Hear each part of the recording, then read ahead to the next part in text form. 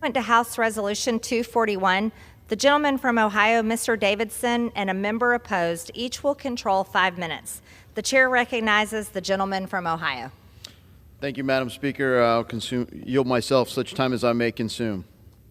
This amendment requires any public school receiving federal funds under Title I and Title II of the Elementary and Secondary Education Act to hold an open enrollment period both for students living inside and outside the school district.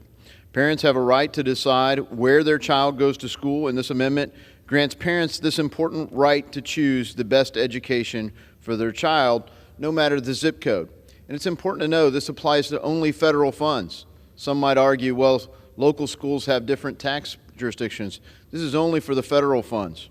School choice is critical to not only the parent, but also to the student, who deserves a safe, high-quality education, not indoctrination. We must provide families with freedom to choose. It is the parent's duty to make the best choice for their children. And choice is the ultimate enforcement mechanism for this Parents' Bill of Rights.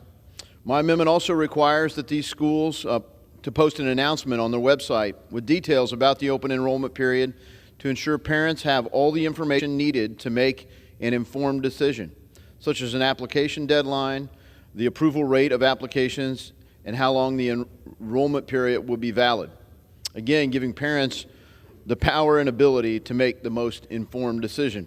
Under this amendment, schools must give every student that applies via the open enrollment process, quote, a full and fair consideration.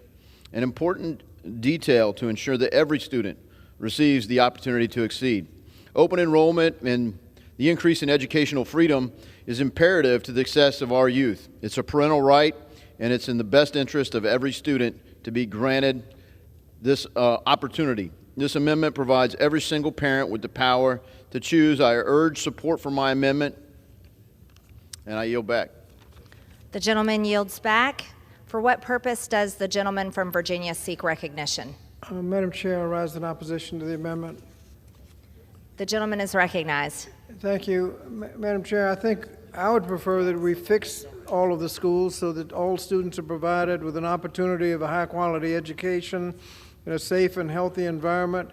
But all this amendment does is gives people the right to scurry around and try to find the best schools. Those that are best at identifying the best schools may end up there, but frankly, all this is going to do is cause confusion, because when word gets around as to which are the best schools, everybody will want to go to that school. Then what? The majority has offered the amendment in committee to let parents know that if they can work the system, they may get their child into a good school, but all the rest end up in a school that is dilapidated, unaccredited, or otherwise undesirable. We need to work to improve all of the schools, not just figure out a scheme where some can figure out how to get their child into a good school and leave everyone else behind. So I would oppose the amendment and yield back the balance of my time.